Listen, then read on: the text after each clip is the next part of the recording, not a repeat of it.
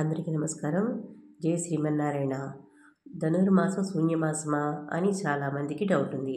అదేంటో తెలుసుకుందాం. ధనుర్మాసం అంటే శూన్యమాసం. శుభకార్యాలు చేయకూడదు కాబట్టి దాన్ని శూన్యమాసం అని అంటారు. అయితే మీరు ఇది స్కిప్ చేయకుండా చూడండి. ధనుర్మాసంలో శుభకార్యాలు ఎందుకు చేయరో తెలుసుకుందాం.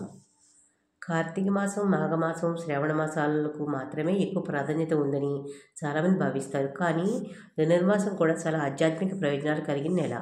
ఈ నెలకు చాలా ప్రత్యేకత ఉంది. సూర్యుడు ధనుస్సు రాశిలోకి ప్రవేశించాక ఏర్పడే ధనుర్మాసం ఎంతో విశిష్టమైంది.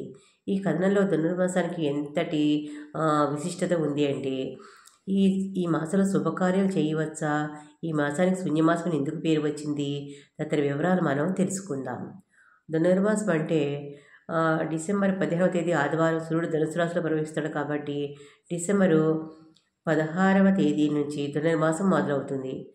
అయితే సాయంత్రం ఉదయం కూడా ఇల్లు శుభ్రం చేసి దీపారాధన చేయడం వల్ల మహాలక్ష్మి కరుణా కటాక్షణాలు సిద్ధిస్తాయని శాస్త్రవచనం. తెలుగు రాష్ట్రాల్లో ఈ మాసాన్ని పండుగ నెల అని అంటారు.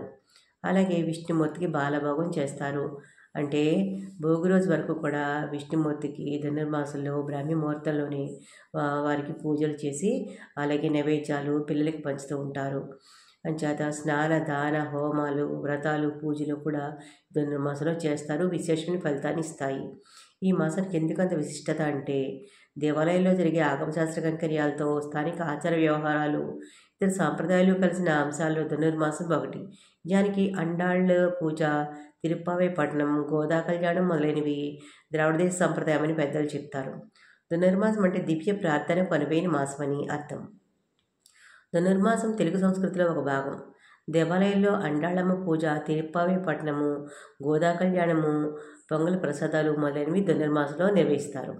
అయితే దారిద్ర్యాన్ని దూరం చేసే లక్ష్మీ పూజ కూడా చేస్తారు. అలాగే కాచేని వ్రతమును కూడా చేస్తారు. అది వేరే వీడియోలు చెప్తాను. ధనుర్మాసంలో ఉదయం సాయంత్రం దీపారాధన చేయడం వల్ల లక్ష్మీదేవి అనుగ్రహంతో దరిద్రం దూరం అవుతుందని విశ్వాసం.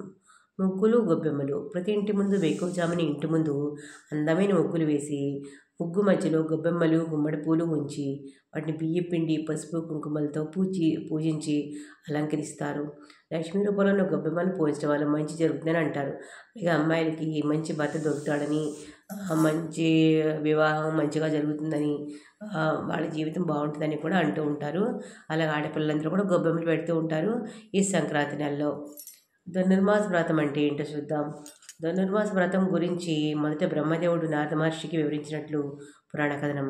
ధనుర్మాస వ్రతం గురించి బ్రహ్మాండ, ఆదిత్య పురాణాల్లో, భాగవతంలో, నారాయణ సంహితలోనూ కనిపిస్తాయి. ధనుర్మాసంలోనే గోదాదేవి మార్కెరి పేరుతో విష్ణువును ధనుర్మాసం అంతా పూజిస్తుంది. మార్కెళి వ్రతం పేరుతో అట. కళ్యాణ ప్రాప్తి. ధనుర్మాసంలో వివాహం కావాల్సిన అమ్మాయిలు ఇప్పుడు మనం చెప్పుకున్నాం కదా, వాళ్ళు ఎలా చేయాలంటే ఊరికే గొబ్బెమ్మలు పెట్టడమే కాకుండా ప్రతిరోజు సూర్యోదయానికి ముందే స్నానాలు చేసి పంచామృతాలతో మహావిష్ణువుని అభిషేకించి తర్వాత తులసి దళాలు, పూలతో అష్టోత్తర సహస్రనామావళితో స్వామిని పూజించి నైవేద్యం సమర్పించాలి. నెల రోజులు చేయలేని వాళ్ళు 15 రోజులు, అలా కూడా చేయలేని వాళ్ళు 8 రోజులైనా కూడా వాళ్ళు చేయవచ్చు. ఇలా చేయడం వల్ల వారికి కోరుకునే వ్యక్తితో అతి త్వరలో వివాహం జరుగుతుందని ప్రతీతి.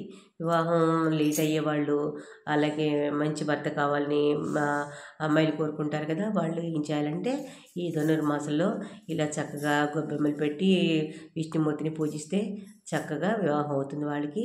విష్ణుమూర్తికి తులసి మాల అర్పించితే కూడా చాలా మంచిది. ధనుర్మాసంలో శుభకార్యాలు ఎందుకు చేయరో తెలుసుకుందాం. ఏడాది పొడవునా నిత్యం దైనందిన కార్యక్రమాలతో ఉంటూ భగవంతుని కోసం సమయం కేటాయించలేని వారి కోసమే ఈ ధనుర్మాసం. అందుకే ఈ నెలలో ఎలాంటి శుభకార్యాలు చేయరు. శుభకార్యాలు ఉండవు కాబట్టి ఈ మాసాన్ని శూన్యమాసం అని అంటారు. ఎందుకంటే రవి ధనుసు రాశిలోకి ప్రవేశించి మకరంలోకి వెళ్ళే సమయమే ధనుర్మాసం. ధనుస్సు మీనంలో రవి ఉన్నప్పుడు, సూర్యుని రాశి అయిన బృహస్పతిలో ఉన్నప్పుడు ఏ శుభకార్యాన్ని నిర్వహించకూడదట. కేవలము పండుగ వాతావరణంతో అంతా సంతోషంగా ప్రశాంతంగా ఉండగలుగుతారు. ఈ మాసంలో ఎక్కువగా సూర్య నమస్కారాలు చేస్తారు.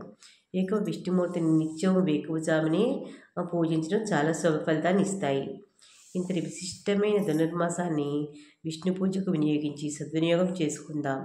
అలాగే అమ్మాయిలు పెళ్ళి కానీ అమ్మాయిలు పెళ్ళి కావాల్సిన చిన్న అమ్మాయిలు కూడా విష్ణుమూర్తికి చక్కగా పూజ చేసి గొబ్బెమ్మలు పెట్టి పేరంటాలు కూడా పెడుతూ ఉంటారు. ముగ్గులు పోటీలు ఉంటాయి ఈ ధనుర్మాసంలో. ముగ్గులు ఎంతో అందంగా తీర్చిదిద్దుతారు. లక్ష్మీ కళకి నిదర్శనం.